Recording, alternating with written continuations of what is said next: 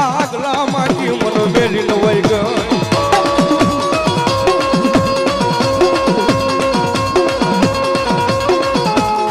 મારો હિરિયો કે મન પારકા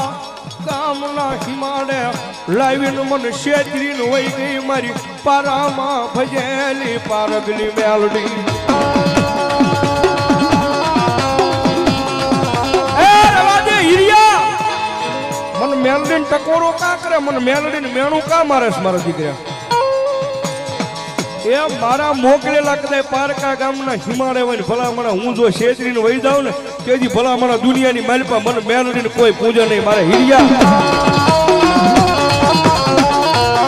રવાજે મારા હિરિયા મને મેલડીને મેળવું ન હોય અને સાહેબ બહુ સાચી વાત છે કદાચ કોકદી માથાની માલપા કદાચ માણાને મેળવું મારો ને મેણું માથાનો ઘા કહેવાય મેણું કોઈને મરાય નહીં મેણું મારતા ઓલા માણા મરી જા આ બધું સમજાય ને બધું હાલ બધી એક હાકડું લેવાથી મહત્વનું નથી ભાઈ આ થોડુંક આમાં સમજો ને તો ખબર પડે કે આપણા વડવા કેવા હતા આપણી માતાજી કેવી હતી આપણું ધર્મ કેવું હતું બાકી આવ આવ આવ આવ કરવાથી માતા નથી મળતી ભાઈ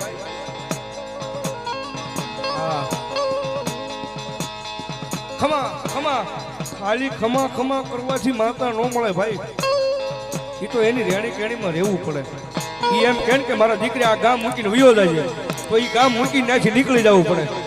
એ એમ કે તારા ભાઈઓ મૂકીને વયા જાય તો એ ભાઈઓ મૂકીને વયું જવું પડે પણ એ ભાઈઓ મૂકીને વયા જાવ ને પાછા એના એ ઓરા કરી દે ને તેજી માનજો કે તમારા બાપ દાદાની મેલડી બોલી ગયો બાપ રવાજે મારા હિરિયા મને મેલડીને મેળું કા મારે કે મારી મારા પારકા ગામની મારી પાસે લાવીને મને શેતરી નાખ્યો મારી ઓલે લાસુબાઈ ને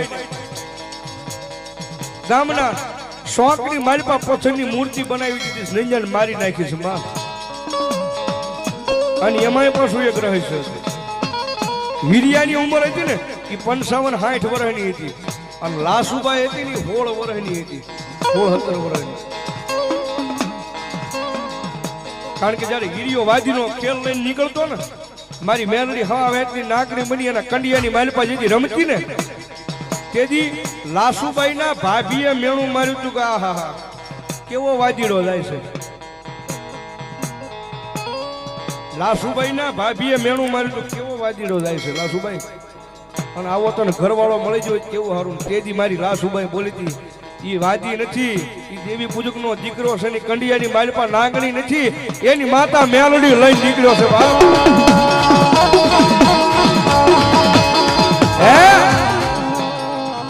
કે લાસુભાઈ એમ કેશો કે મેલડી છે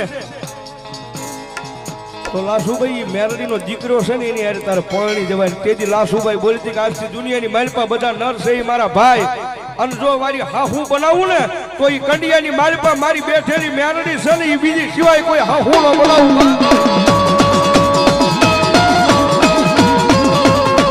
અને વાજીરાના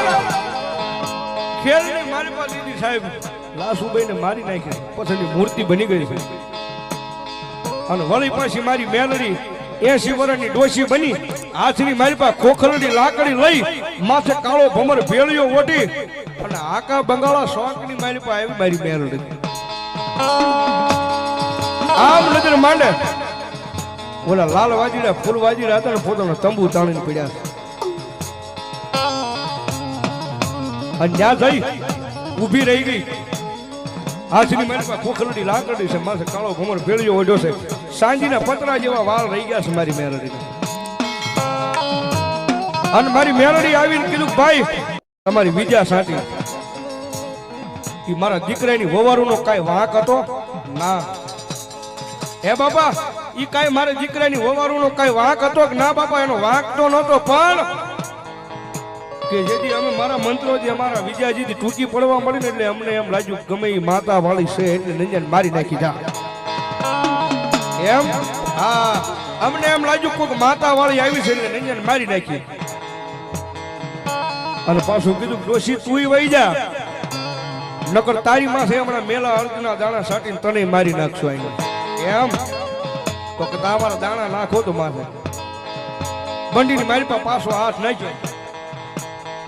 મેલા મંત્રેલા અડદના દાણા ડોશી માથે ઘા કર્યા કામરૂ દેશની વિજા વાળા વાજીરા સાહેબ મેલડી માથે વિજા લાગે કારણ કે આખો કામરૂ દેશ તો પોતાના કંડિયાની મારી પાસે લઈને મારી મેલડી આવી હતી બાપ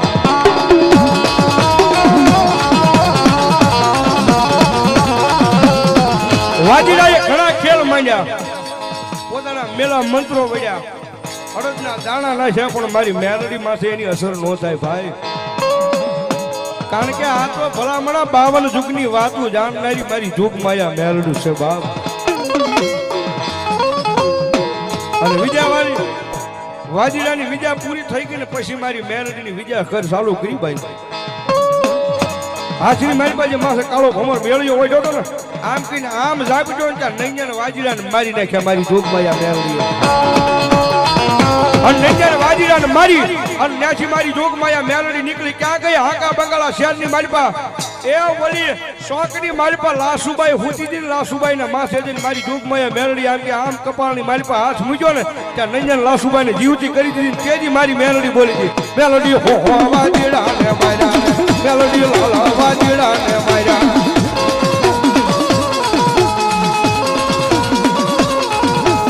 મેલડી વાજીના કંડિયા લૂટારે મેલડી વાજીના કંડિયા લૂટારે